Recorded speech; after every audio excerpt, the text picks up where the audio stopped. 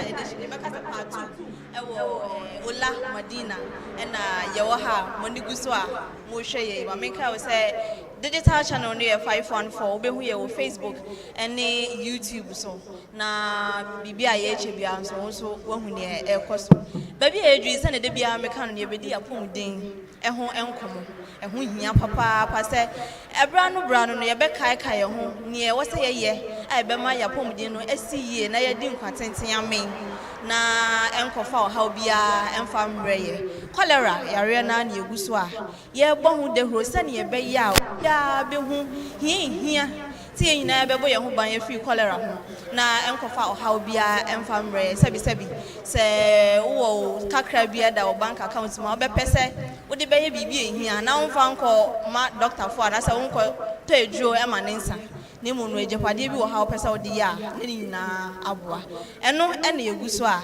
ye di ho enkomo midin no e de afiba esien ana no penso ye ne penfo mienu bi so ehia ofia se ye omo ye expert ya ka so bi ye expert na chese owo nimdie no e wo apomudin ho wasua dia go aye friends certificate kwa ye kan do shi say apomudin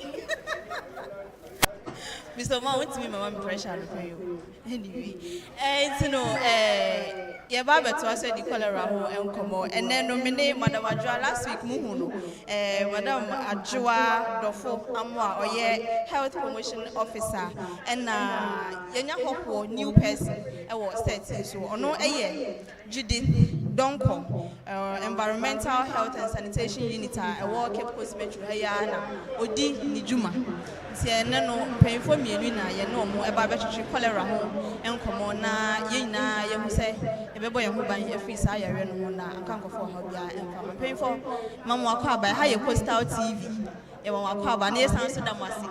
Say, the Pia no ya to suffer from one, puts me ever kind inside of you. I say, not even so, a short notice in Pona, still now, we work as a young man who don't. Muba am ye ndijuma e ofi ase e mamo akwa abaso kokra ma me sha say free Madam Judith so I think somebody can kai wona we hopo ase Madam Adra the last weekend no bonko nti Madam Judith e be sha say free so we ejuma wo environmental health and sanitation unit e wo Cape Coast and ye di kan be say obi enima ani so e che kakra mu unit no obi be ka say ejuma poti ana se teacher mo ye e ye de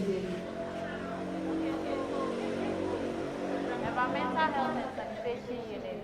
Ejuma is aheni yene sanitation. Like waste management, environmental health issues are a work Cape Coast na yene yeshe. That's what waste management. Waste management ankasa e work Cape Coast ha say. Baby e kwaseng.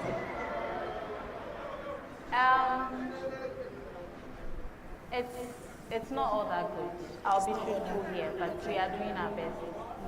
Just a major problem. We are more to problem. So it's not all that good.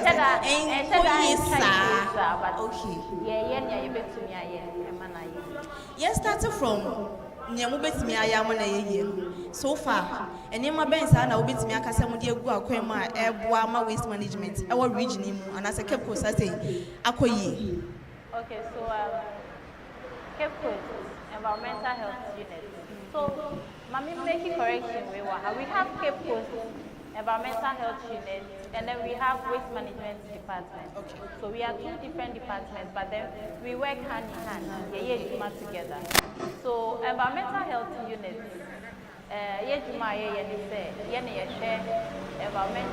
Environment.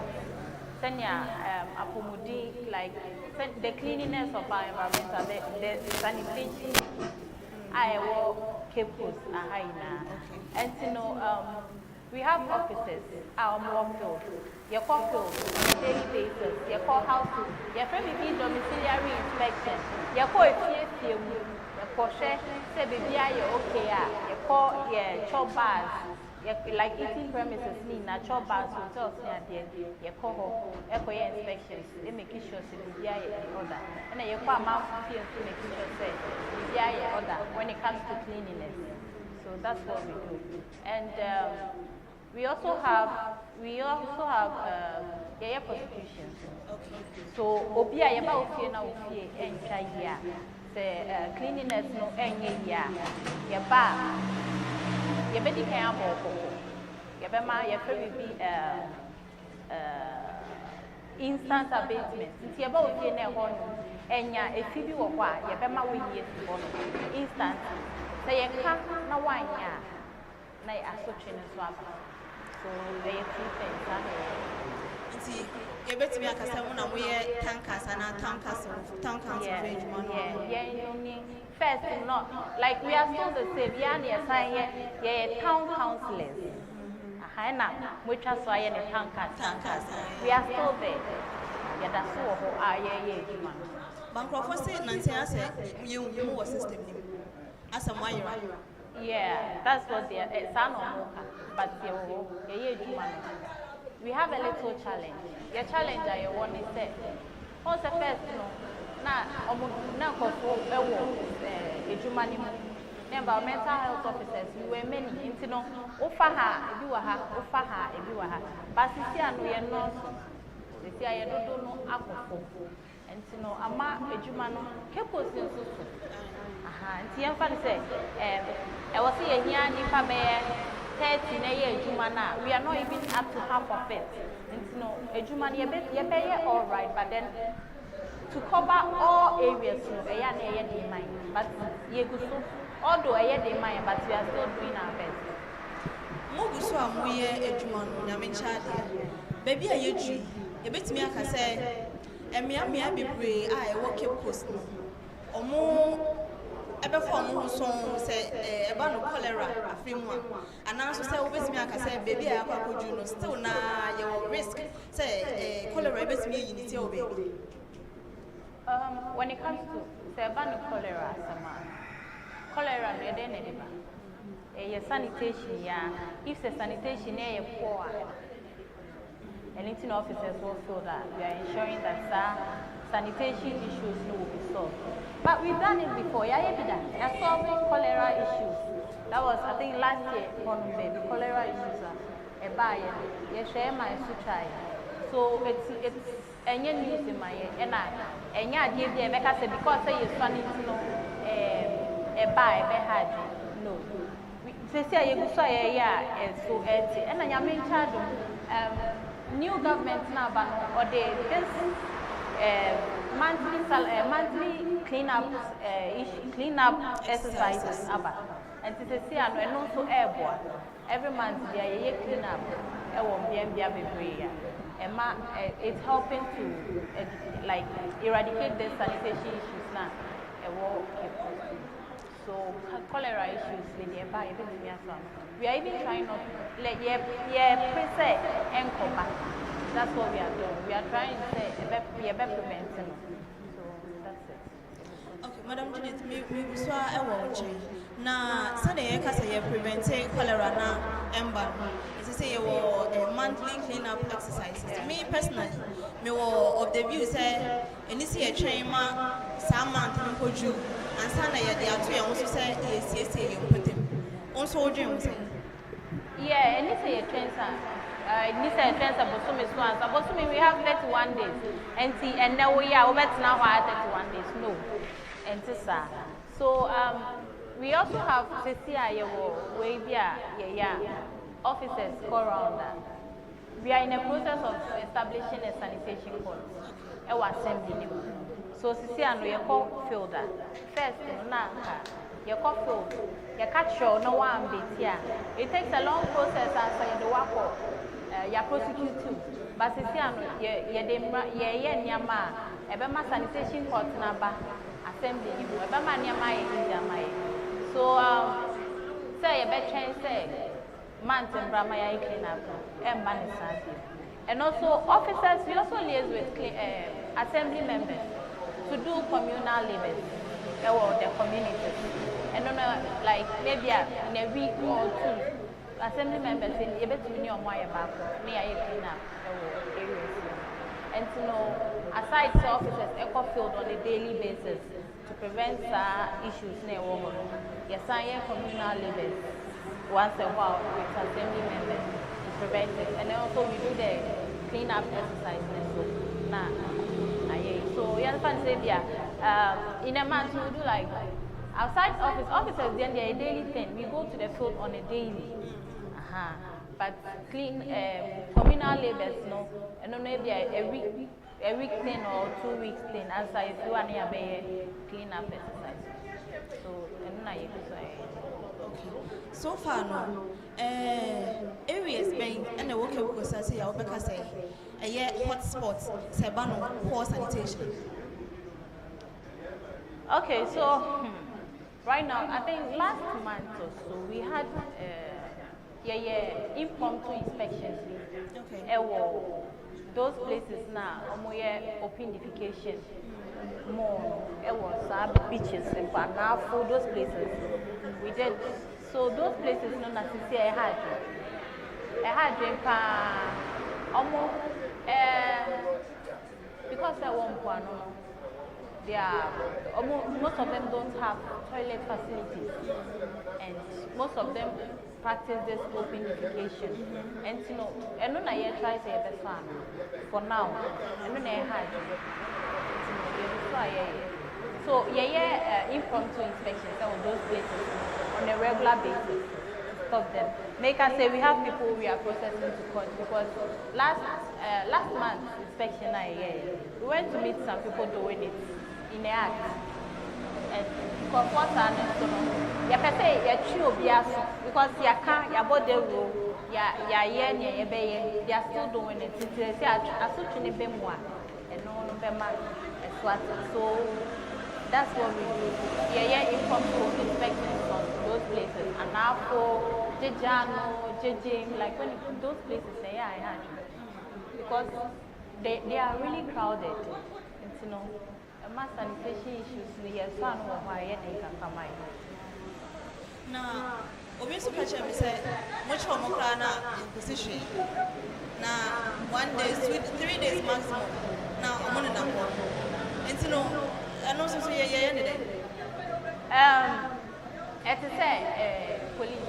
The police in Chihuahua, what's the police 1 year? Okay. What I say? As I said, you're not. But Kakama ye man, yes, so more. Omo Mokasan, probably Omo Yena, Ebia Yen San Count, and Omo from Wood. But say so more. It's that narrative they are saying. Obi better say cabinet say wakoye bibina obi nsan so ni mu enti na okasa but obi a waye ma ya che no ye de na court mo mo abonika no onkasa dia onkasa asem no fa now previously na prosecution was low na nche da nkofo e wo ha but from last year we prosecuted more than 60 people. 60? Yes.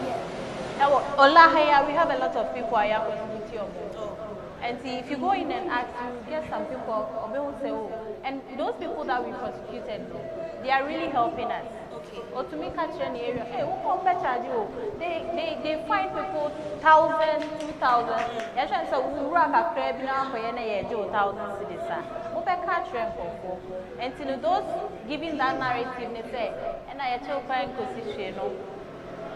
It's because Yenino and Comebia also yes, and Tinema corners near there, a hard drink of Yanchiwa. That's what you will say. But you will prosecute people. Okay.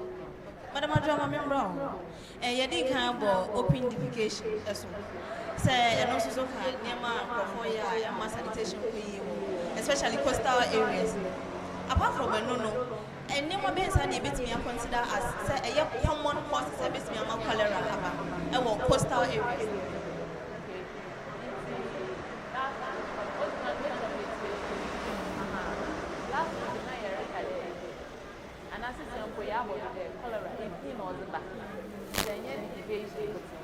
In general, or the cholera because Wabano, baby, I walk here, Suma,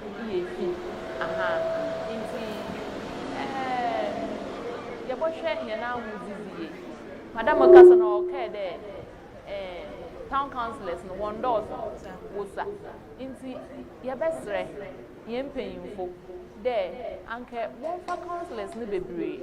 osan de gwe ma no so aha ena baby anso okame aye de fi kakra ewo bibi na ekọ tan wan nya yempa no ngotin ekọ ukroma ehu yen go test mu na aze nti ye besre yen mpanyimfo nda anka counselors no town counselors no won fa won bebre dem obeya wo babua ma yetumi yezu ma ni ye ebotumi yezu fi ase efi gwe nti enye edification mpotin na emom no ifi ankasa osan de cholera mboa ba no bebi wo pesuma pa ye fi meba manansi kakra na me amede me to ko me wo sade ba ko a ha dwen ewo hase no ene mbia bebre no eye poetry timu se bebi a yetutu so ogu ade no enkoyi me bisa se wo yan kasa ya from as people anka issue we no anka probably the best me afa so aye best so na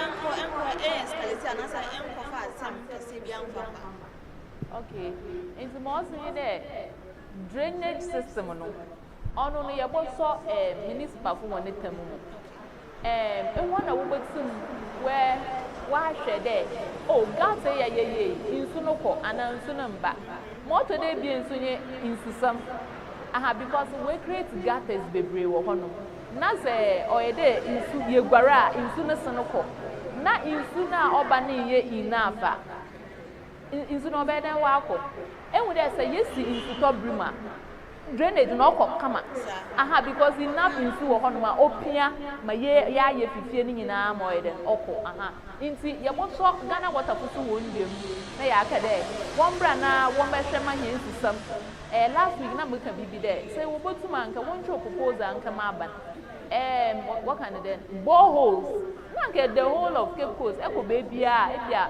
enanto be 30 feet ko wenyima borehole wo eko aha nti nka yensusam ni ye I think the drainage system no so wo hwe na wa solve en aha nti music anka last week there nyina so oye mpemfu no so oyeda wo hwe na wo ye ho bibi dem obeya yen so nya na ye wo for mi so ya ide ya hwe na Mrs. ACKAH de sisia no wo prosecute but for number na pay mo be ya nti onu so no I hope that wo be shemo kana like wo be any bebre osande nya health promotion officers ya kasa ze ya ke bi pa but nyimpa na eka na anya hu bibia otenka da yakasa dodo nti se woze echini bema ono beboa bebre ema nkofe bomu de sisi anu enzu munya wachiwo so wobo kaw aha nti we wu de azana ye ni bresam nso ade ye de ye hwe na yezinya ni bienyi yezi de bia ye tona azinyi yezinya ni schools ye ni njumem na bibia ze the last time now, guy be the Robert from the make and say, I don't hear it's so ungentleman in Tankabe and one you Robert if you say, now, zoom lion on this day to Then to offer about a man day and now zoom lion it seems like you know one way that we have per se only million for what is going on. Young Kasa already said you better take responsibility for a dear young Kasa. Yeah. Because it's your turn to be a flat there. They will not confirm them. And now but that made me issue. And all of a sudden, maybe you come down to young Kasa as individual as say, patriotic citizens and communities. Individually. I didn't know if you said about I didn't about yes, if I am mindset one about why in the day-to-day activities.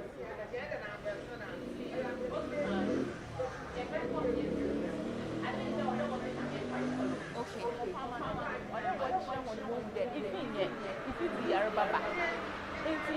If you kindergarten, now I start now what if you say yeah. Ewo proma if na ze shawo bag etudia na atu ball oda ko kire mo there if ye part of us so what ze shawo fama na se dama go be afi say ma ye sa ono do ya to ye ta kapa say ye hu yen fie no yenya baby a ye to ball and so ya this papa on the wire we provide baby a ye to connect to him ball nti man fans na fraba because I'm not na so man kra o ye nebu o du kwem obo ho ye gu o ho baby wan ka se peyin ena na se yenya nkofo a wo ko fie what kind of did ball but say both here you know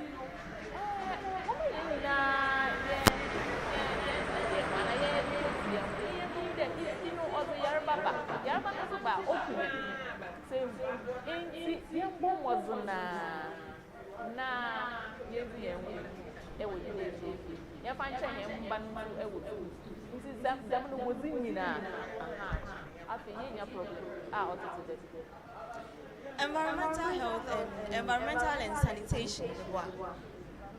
Health and sanitation unit. Mpesa me bam bona me baby say madam Adra say was say fan kan curriculum no kwa hona and Kenya bibi a yesua e wo school bibi say your relationship with the various schools no et say I be ensure say say na money we ye hwe e wo school. Okay, so we have in activities we have school health promotion. Okay.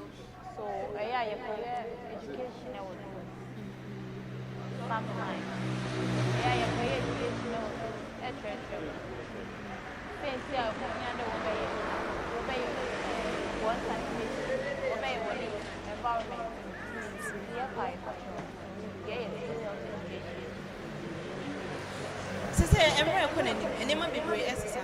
So now we have a lot of youth on the social media side.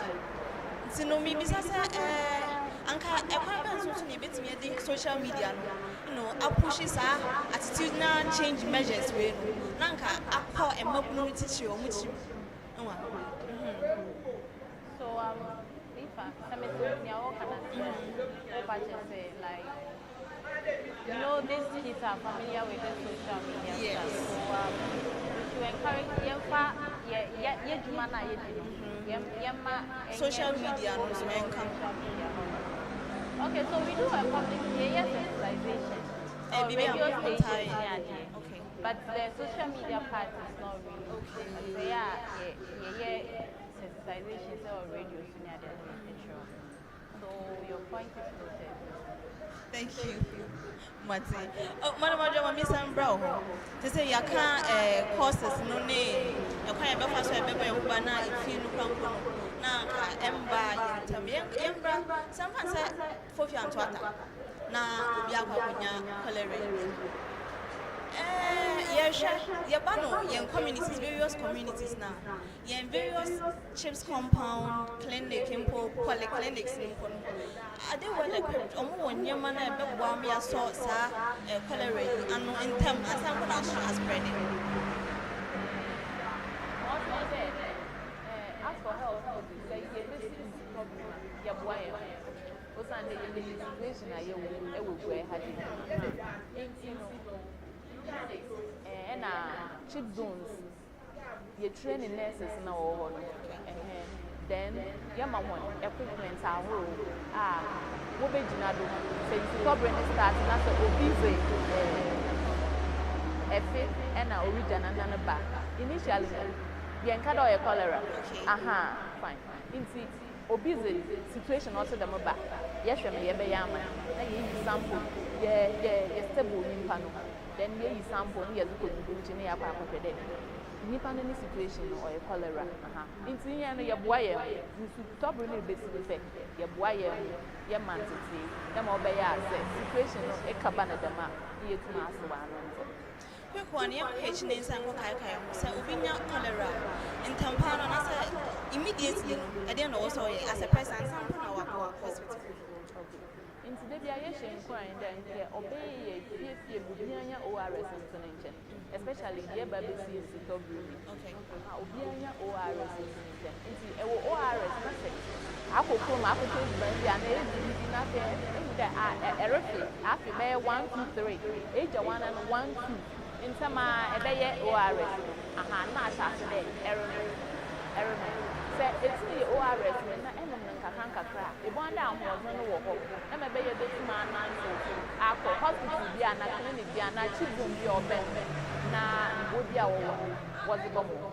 as a person me say dem make a cushion so nye dey cholera na re do ni drugstore na re do ni pharmacy shop obi o ba ka dey oh mamu ko drugstore bi o meji amu ko to collodium normally ono na e ya water mu ko to no mu ho bottom there have been cholera bi so do ore ba odoroko into your pound job ni one redu ni bibia ya set bibia up e wo clinic cheap zones and a hospital we are open into boko ere no wo arrest na etan na mo so na e ko dem obe ya wo botro na bibia to na anka hwere wo Madam Judith me ba e ba ye coastal areas say ya fishing activities na cost we wo ha say pa me be office more recommendation saying for fishing say be fish enko contaminated nenko fa yare embrace more recommended and ma akofo no ne ama me fa no mo to enam ne fi akofo no e di recommendation the man sa akofo ne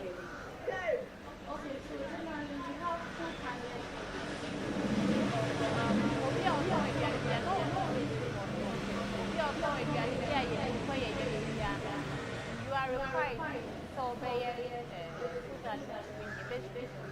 No better you be allowed now you are going to handle but when it comes to food, we have a special program for coastal areas like fishing markets. We every year we have a feed the fish. Training. We train them on how to handle their fish. Send your best store like and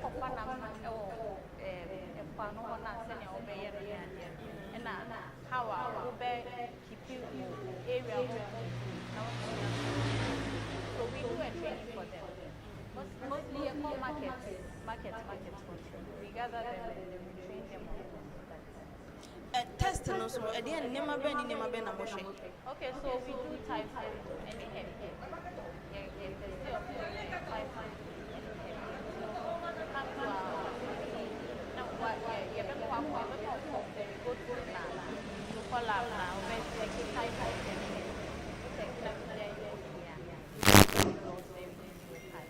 Okay, no, she said negative. Like we are negative, like there is no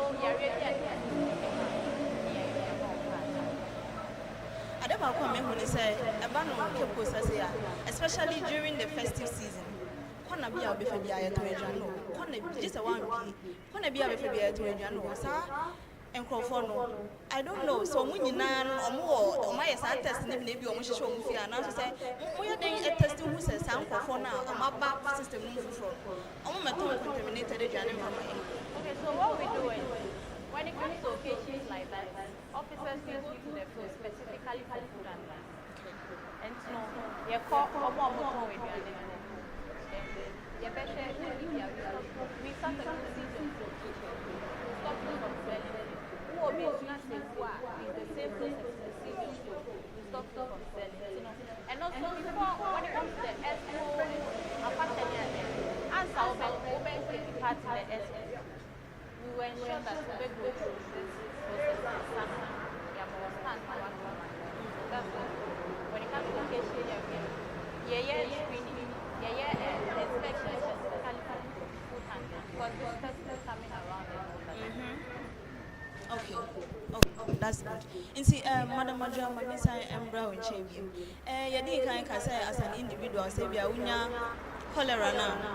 And minimum honor, and was so Mission Society, and hospitals, and your cousin, we join the pharmacy. You also remember hospital by all means. So, we know honor, the treatment options. Our hospital, be a treatment options as a dry containing cholera. Fine. Into a decline, cholera situation or a dying situation. Into a more a fear any a janine ban or mundi line. Okay. Your casualty or more specifically. Into Uba, in time I beg you what to then we start with infusions. Then we amount antibiotics to stop the situation. And as we come buano. Into Obia, when you cholera there, ɛhwɛ no ɛyɛ sonko ɛwɔ hospital clinic ɛne kan sɛ cheap zones ahorow nyinaa. Sɛ me obi na sɛ mepɛ nipa kɔ no nso a wɔanya cholera na me no deɛ na menye mfa mmɔ me bɔba wobɛta ahorow nsa sɛ yare nsa ho na ɛkɔ anaa nsuo mu na wobɛto enti wohwɛ obi a wɔanya cholera ɛsɛ wota ahorow nsa paa 1 2 ahorow nsa nsa ahorow no so yɛ samina ɛne nsi a ɛrane under running water nti sɛ bi a wo na wohwɛ cholera nipa no obi nso wɔ fie wonni pipe a nti obi bɛsa nsuo no na wode ama wo na wahohoro nsa no ɛsɛ wota ahorow nsa sɛ wotumi yɛ saa deɛ a wo nso wonyɛ bi but woanyɛ saa woanyɛ careful a nso wobɛnya bi. abusuafoɔ cholera nkɔmmɔ no ayɛdi yɛaka nneɛma bebree ho nsɛm mpo sɛ wodi yɛn nkɔmmɔ no akyi ɛfiti last week ɛba na wobɛhu sɛ nneɛma bebree na yɛaka mpo ɛsa ɛsi so biom ɛsiane sɛ yɛpɛ sɛ ɛyɛ biribi a ɛne wobɛtena nti no it's at the back of your mind biribiara ni hɔ a ɛbɛma wo werɛ fi ɛno nti na yɛyɛ ne yɛyɛ sɛdeɛ ɛbɛyɛ yɛ nyinaa ɛbɛbɔ yɛn ho ban na ɛnkyɛ yɛde nkɔmmɔ no ɛbɛsi na meba madam Judith hɔ baby age no me pesa yen concentrating on coastal areas no especially me pesa o my preventive measures no me ka se bonitofa into one simple submission you want na yen fenja akofo no ne ma no mo ton enam no yen fenja mo. Okay, so yeah mama was talking make a family measure on they say work for one no of na be for her na mo fe na no one we'll make sure the one make sure the wall and sana and answer ebe ko make sure they be work sorry no part some them not that person not that e ka one sound make sure that they na them okay to prevent cholera seminar na e do one sound one sana that for no one and I said this is what and I'm not anything for make sure that yeah and son I said a baby out say what's my baby and I prevent contamination maybe I was just maybe I don't want at the best okay maybe I need money and maybe I see my addiction I didn't let go go they may I didn't go go or about now the number we are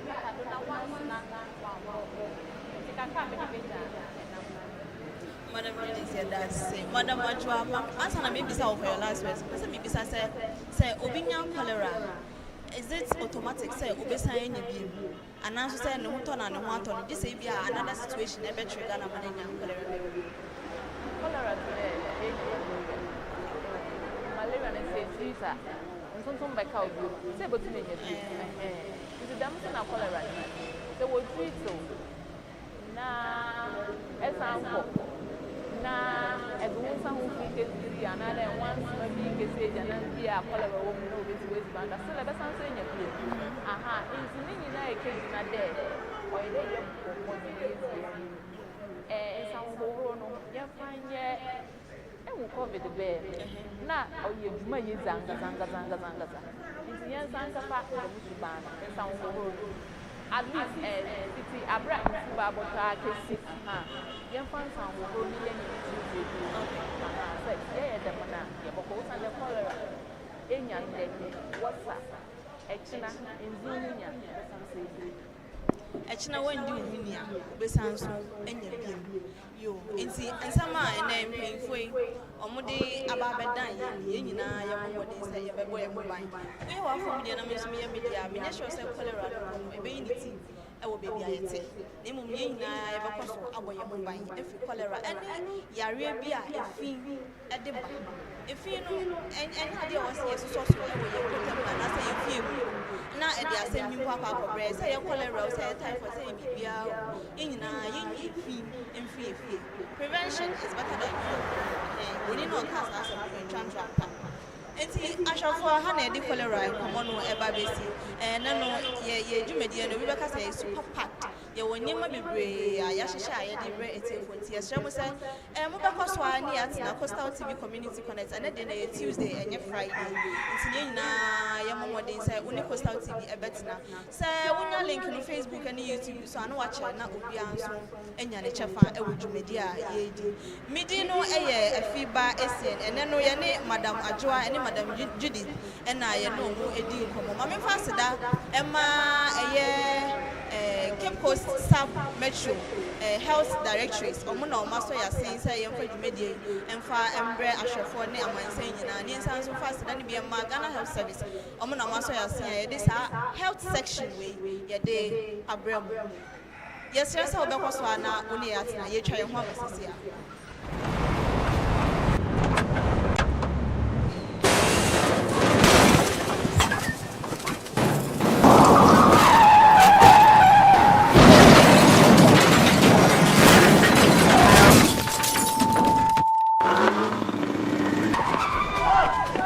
National Petroleum Authority say, Mawo bambo hu hia ukane. Ain't no, stay back and stay safe.